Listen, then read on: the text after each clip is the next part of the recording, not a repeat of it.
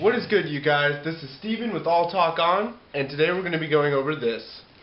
This is the keyboard and mouse combo I ordered, and I wanted to do a review on it because honestly, it's a good deal. I only paid $27.99. We have the Coolermaster CM Storm, I'm pretty sure CM stands for Coolermaster, MB24 keyboard and the MS2K mouse, Devastator combo, mouse keyboard set. With backlit LEDs. So we're going to do a little bit of a review. It's not in the box. There ain't shit in the box. So we're looking at it. I already have it plugged in, as you guys can see. So we're going to hop into a little bit of a overview and look around on it and stuff like that. Alright, so as you guys can see, first thing we're going to take a look at is the keyboard, which honestly, it's got like a little rubberized feel on the keys. It definitely looks like from the enter button, because I have been using it for the past few days. Is definitely picking up some like fingerprinty stuff, but you know what, I don't care. It's a keyboard, you're touching it non-stop, it's gonna get damn fingerprints on it. Overall though, it's pretty solid, doesn't bend or nothing. I do like the way the keys feel. Of course this isn't, you know, a mechanical, this is membrane, but it definitely has that nice tactical feel, and the clicks, not too loud, but you can definitely hear it. But like I said, overall how it sticks up and stuff definitely feels good.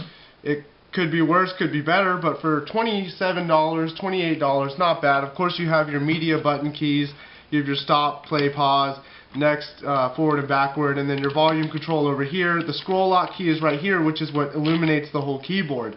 So overall, like I said, really nice. I do find myself, because the keys stick up, and I'm not used to that because of the keyboard I was using before, I always accidentally touch the Windows button when like I'm typing in a game. See, it's like very easy to just put your hand on it, but you know what, I can get over that. I can, you know, every now and then I have Windowsed myself a few times during a game, but that's whatever. Honestly, I don't game with the keyboard. That's why a mechanical keyboard doesn't really matter to me too much. But I do, you know, would like a nice keyboard that feels good to type on, as well as I can see the letters and stuff at night when it's darker in my room. But most of the time I do keep my light on. But overall, I mean, obviously you have your cord, which is a pretty long cord, I guess. I don't really care how long it is. I mean, I guess if you're running your keyboard really far away, you probably have a good like 4 feet, 5 feet worth of cord there. Maybe just 3 feet, I don't know. But overall, like I said, for what I paid for this, the LEDs look really good. We'll take a look in the LEDs in a minute, but we're going to move on to the mouse. Now, with the mouse, I normally use a Razer Mamba mouse, and I love the feel of the Razer Mamba. It's just real smooth. I like having the nice arch up here, like a bigger arch. This is really flat, but it's definitely something I can get used to. The clicks, not too hard to press down, but not too easy either. But that's all on preference. Some people like it to be pressed down really easy. Some people like it to have more firm press. For me, I like it with a really light press, which is why I like the Mamba so much, because that thing clicks so damn easily. And honestly, when you're clicking a lot, it strains your finger a lot less when you don't have to push down as hard. And as you guys can see, I got like fingerprints and handprints from touching it all over. But you do have your back and forward keys, which you can program in a game to do whatever the hell you want. Overall, it's got a really cool looking design. You have the rubber feel right here for your fingers. Now, one thing I don't like is this edge right here. It's kind of a sharp edge, and it doesn't hurt or nothing, but I'm just used to a smooth edge. As you guys can see what I'm talking about, I like a mouse that's got more arch to it, as well as it's completely smooth. This is probably the most comfortable feeling mouse I have ever used in my life, and I love this mouse. And like it's so easy to press. Like, it literally just does not take anything to press them. Like I said, I've heard people complain saying they double clicked a lot on accident, but something you got to get used to. It's on preference, you know. This one's definitely a lot harder to press, and this one's a lot flatter on the surface, as you can see. Well, kind of hard to see, but maybe if we put them next to each other. The Mamba's definitely thicker. But overall, like I said, for what I paid for this, real cheap. The DPI sensor, you have basically medium fast, a lot faster, and then crazy fast. Those are basically your only settings. At least that's how someone described it. I honestly put it on the highest setting. I do that with all my mice. This one actually doesn't have a setting for it, at least not that I know of. But this one's got a really high DPI, which is why I'm used to it, because I've been using this mouse for a while. So I'm really used to it when I'm scrolling around on the web to be able to just fling across the page really easy. Or if I'm in Minecraft or something, which is the only game I play without a controller, that's why I'm saying Minecraft, I can do 180s real quick and stuff. That's why I like the high DPI. So higher DPI is something for me, but that's also on preference. But like I said, I just wish they would have rounded these edges off. I mean, that might not bother anyone else, but as you can see, your palm goes right in there, and it like catches it too. Like if you guys can hear, like it's scraping at my palm, which isn't, like I said, if you hold your mouse lightly, it's not too bad. You can get it like right in the corner, which isn't too bad. But I'm just really used to having a completely smooth surface, real nice feel. Like I said, I love the way this mouse feels so freaking much. I really want to actually get another one of these, but it's hard to find them because they're old. But they're making the mice a lot thinner, and I really like how wide and fat this one is. And then on top of it being wide and fat, it's not all edgy and crazy like this one or some of the other mice you see out there. But overall, like I said, for what I paid for it, is definitely worth the $27. Very happy with this purchase. The grips are very nice to be able to grab, and I guess like if you want to do something like that, I guess it's really nice to have. As well as this wheel, very nice. It's got like a little, I don't know, treaded area right here. Pretty nice. It clicks just fine, and it wheels nice and smooth. You can't hear it, but usually when I use this mouse, it's so damn old that the wheel squeaks whenever I spin it. But yeah, no, overall, like I said, very good mouse. About the same length in the cord as well. I don't really give a shit about the cord. I don't really know too much about tech in general when it comes to stuff like the lasers and stuff, but I do know that this works just fine for me. Put it on a mouse pad and game, especially if you're a beginner budget gamer in general, don't have a lot of money, or just don't have any extra mice or keyboards. For only 30 bucks, these aren't even on sale. Well, they were on sale when I purchased it for $28 and free shipping, but normally the most you'll pay for a set of this is $35. And that's because they're charging you shipping. Almost everywhere sells this only for 30 bucks, and they do come in an assortment of colors of green, red, and blue. I picked the red because it illuminates the best, and because I always have my light on when I'm on my computer. It's nice to be able to see the keys, and that's another thing with the keyboard. If you guys can see, it is super hard to see the keys without the LED on. It really is. It's like looking at just a black keyboard, especially in a room that's not as well lit as my garage. It is definitely hard to see, so always basically have the light on. So we're going to plug these things in, and I'm going to show you guys what they look like when they're illuminated and stuff. So as you guys can see, we got it nicely illuminated. It looks really cool with the LED lights, and like I said, you can see the keys stick up pretty high, which is always a nice feeling.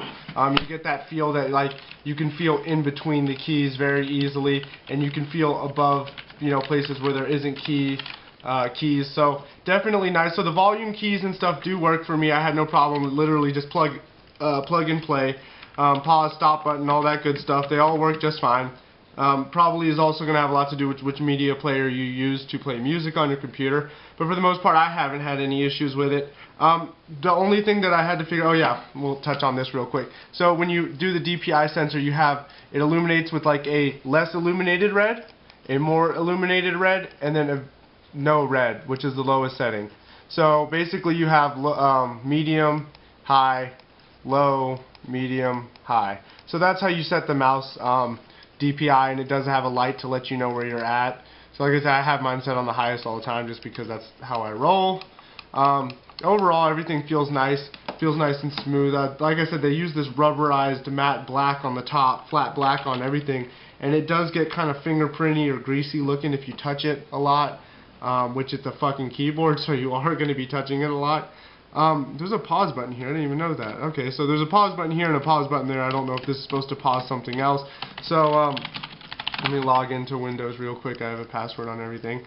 So this is the scroll lock button right here. You press it, turns the keys off, turns them back on. A lot of people were complaining, saying that it shouldn't be the scroll lock button, but I don't know. I tried pressing it on, pressing it off, and tried scrolling with this, but it let me do it regardless if it was on or off. So I don't know if the scroll lock even works or if it's just supposed to turn the LEDs on or off. I have no idea.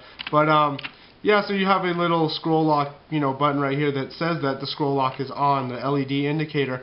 But I never really noticed it. It doesn't really bother me. I don't use scroll lock anyway, so it's whatever.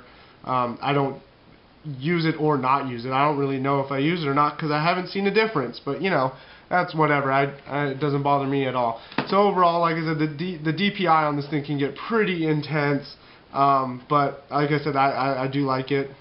Even, you know what, I'm moving it around right now, and you know what, I don't see what people are talking about. The DPI is slow on the lowest setting, but that just might be me. Medium setting is kind of alright, and then the highest setting is, like I said, where I keep it. Just because I like to be able to move around my monitor a lot better. It helps when you have a bigger monitor.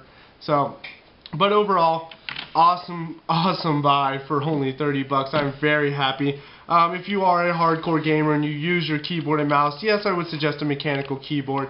But if you're on a budget, this will do, definitely. It may not be the best feeling or anything if you're comparing it to those people, but because, like me, I do not game with the keyboard and mouse. Honestly, I don't. I guess I'm a disgrace to all PC gamers, because I don't use this, honestly. Unless I'm playing Minecraft, I don't use this. Every other game I play I can use a controller with it, and that's where I'm most comfortable at.